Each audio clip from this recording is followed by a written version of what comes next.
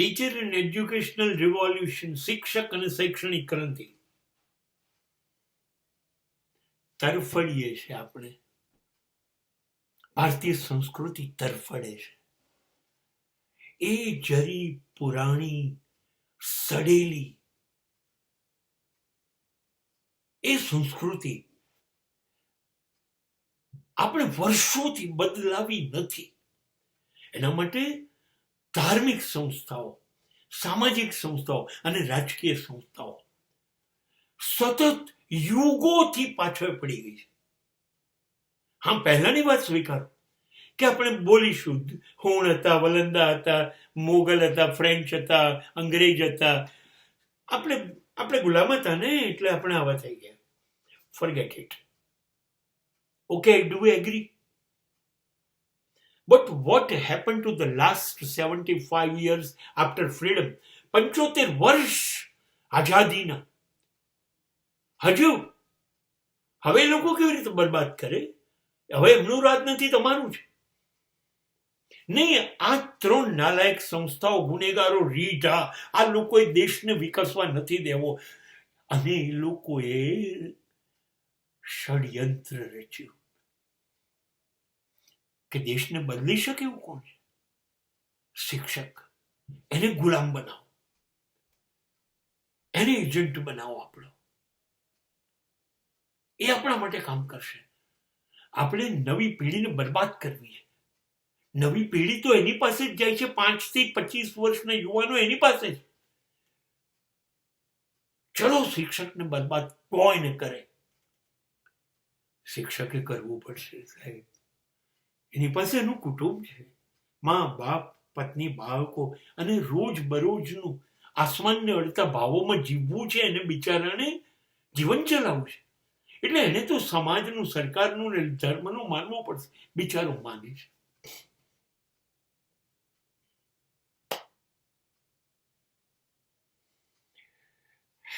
દેશ ચૂકી ગયો, દેશ પાછાત થઈ ગયો. અત્યારે વિશ્વમાં સૌથી ઘરડો દેશ ભારત કહેવાય. કેમ કે સંચાલન જ ધર્મગુરુ હોય, સમાજ હોય કે નેતાઓ હોય, ઘરડાઓના હાથમાં જ છે. Nobody is going to hand over to the generation next. નવી પેઢીના હાથમાં કોઈ વહીવટ આપવા તૈયાર જ નથી. હવે શિક્ષક આને ઘડી શકે એમ છે? શિક્ષક મજબૂર છે, બિચારો લાચાર છે. નહીતર ખાશે કેવી રીતે? એટલે પેલા રીઢા ગુનેગારોએ અજાણતામાં શિક્ષકની ગુલામ બનાવી અને ગુનેગાર બનાવ્યો. આવનારી પેઢી તમે યાદ રાખજો, માફ નહીં કરે. કેમ કે વિશ્વના બધા દેશો કરતા ભારત 50 વર્ષ પાછળ વધારે આવી શકે. અને એના માટે આ લોકો જવાબદાર છે. અને આ લોકોએ બધું ભાર નાખી દીધું શિક્ષક પર. શિક્ષક કરી શકે એમ છે. ચાણક્યએ ચંદ્રગુપ્તને પકડીને સમગ્ર રાષ્ટ્રનો વિકાસ કર્યો કે ના કર્યો?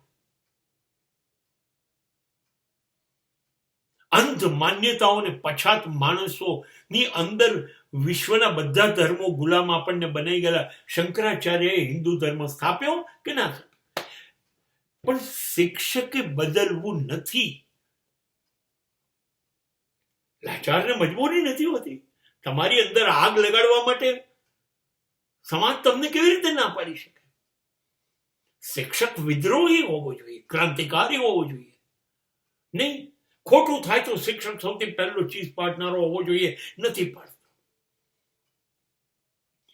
શિક્ષક ધારે તો આવનારી તાકાતવાળી પેઢીને કહી શકે, અરે બેટા, આ બધી સડેલી વસ્તુ છોડો, બધા વ્યસન છોડો, દૂષણો છોડો.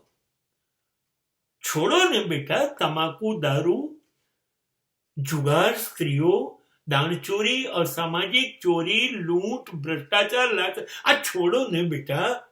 આ શિક્ષક સમજાઈ શકે અને વિદ્યાર્થીઓ માનશે. કેમ કે સૌથી વધુ જો રિસ્પેક્ટ એ લોકો કોઈનું કરતા હોય તો શિક્ષકો ના પાડી શકે. એકવાર શિક્ષકો તો કોશિશ કરે.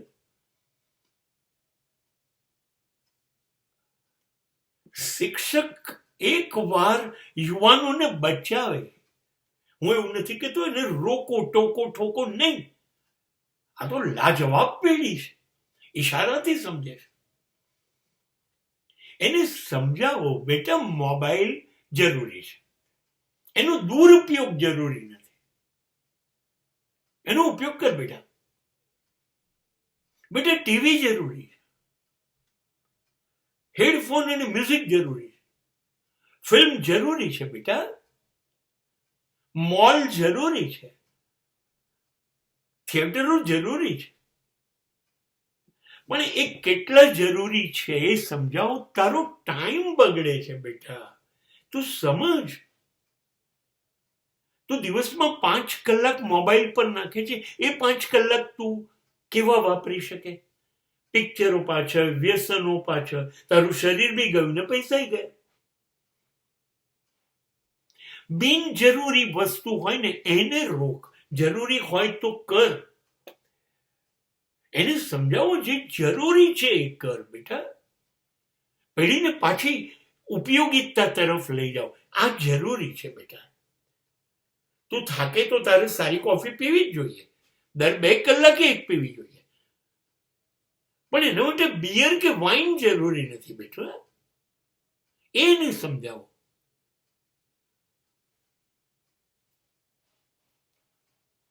તું થોડું કૂદી લે, નાચી લે, થોડું સંગીત સાંભળી લે. પણ ગલ્લા ઉપર જઈને સિગરેટ પીવી બેટા યોગ્ય નથી. આ શિક્ષક સમજાઈ શકે કે બેટા તું ધારે તો નકામી વસ્તુ કાઢી કાઢ, કામની વસ્તુનો ઉપયોગ કર. તારી ફ્રેન્ડ સાથે મોબાઈલ પર 20 મિનિટ વાત કરી લે, સવારે ને સાંજે, મંજૂર. પણ એને લઈને તું કેનાલ ઉપર કે અંધારામાં કે થિયેટરમાં 4 કલાક ના બેસી રહે ને બેટા. This only teacher can explain. No parents, no dharmaguru, no Rajkiya Neta. And a teacher can change the entire society if teacher wants to.